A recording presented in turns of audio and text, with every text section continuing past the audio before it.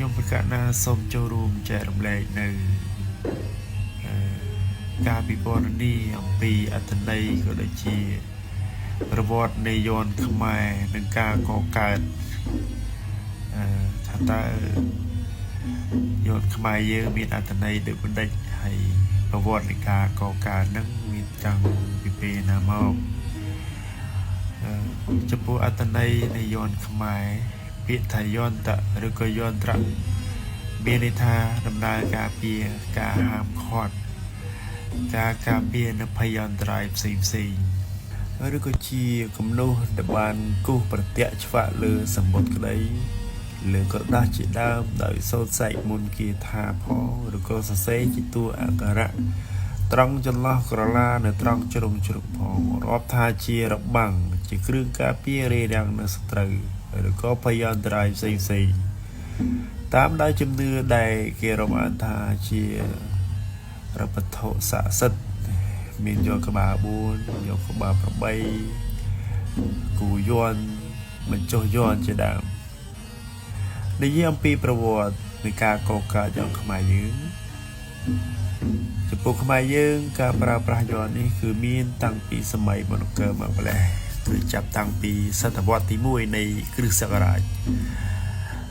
អំពីយន្តមនកុំគីថានេះគឺជាយានសម្រាប់ការអភិវឌ្ឍនៃលទ្ធិសាសនាដ៏ធំមួយឬក៏ចាំបាច់បំផុតតាមឯកសាររបស់លោកមិសិត្រានីដែលបុគ្គលម្នាក់មានជំនឿថាអាចការពារព្យាបាលកម្ចាត់នៅភយន្តរាយនោះអំពីភពងងឹតក្តីភពភ្លឺក្តីមាននៅក្នុងចិត្តជាដើមចំពោះប្រភពនៃការកកើតយន្តខ្មែរវិញបើតាមការសិក្សាស្រាវជ្រាវកន្លងមកដោយផ្អែកទៅតាមក្បួនខ្នាតដែលខ្មែរយើងធ្លាប់ប្រើគឺយើងសង្កេតឃើញថាយន្តខ្មែរយើងកើតចេញពីប្រភពជាច្រើនផ្សេងគ្នាដូចជាពុទ្ធសាសនាព្រហ្មញ្ញសាសនាឬក៏រូបមនុស្សនិងមនុស្សអាកាសកាយនៅក្នុងគម្ពីរកាមាសត្រាជាដើមហើយមួយទៀតយើងអាចនិយាយថាការចេញអំពីទំនៀមទម្លាប់ដើមនៃប្រពៃណីវប្បធម៌សាសនារបស់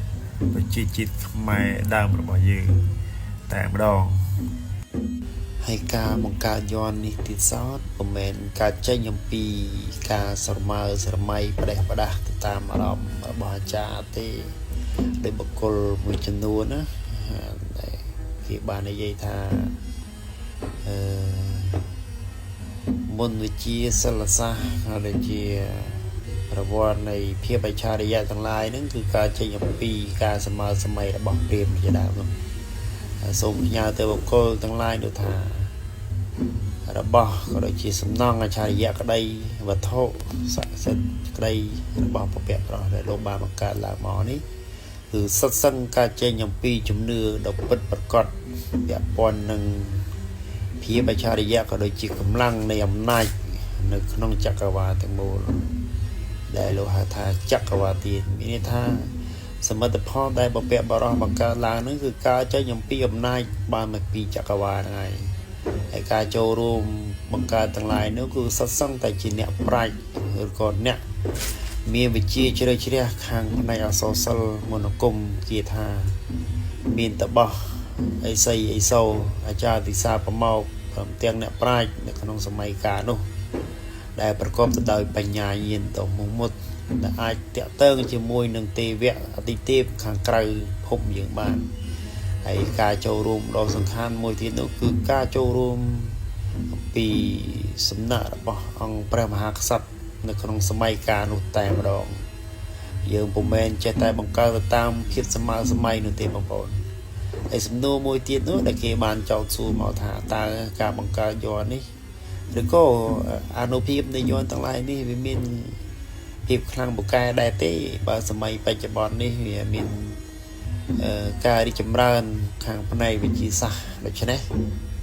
បាទសូមជម្រាបជូនថាមនោគមគាថាទាំងឡាយគឺនៅតែពូកែស័ក្តិសិទ្ធិចំពោះបុគ្គលដែលជាអ្នកប្រព្រឹត្តល្អហើយដោយគុណធម៌ដ៏សមប្រពៃមានការគ្រប់មេដាបេដាតកោរៀមច្បងគ្រប់ប្រសង់អ្នកបុស្សដូនជីតាជីហ ហើយយើងអាចនិយាយមួយទៀតបានថាកាលណាបើសាសនារបស់ព្រះសម្មាសម្ពុទ្ធនៅ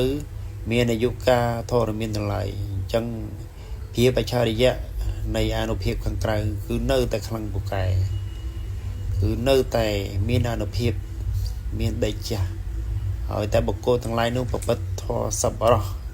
រក្សាសិល5សិល15សិល8ជាដើមបាទសូមអរគុណខ្ញុំបាទមានតែប៉ុណ្្នឹងសម្រាប់បងប្អូន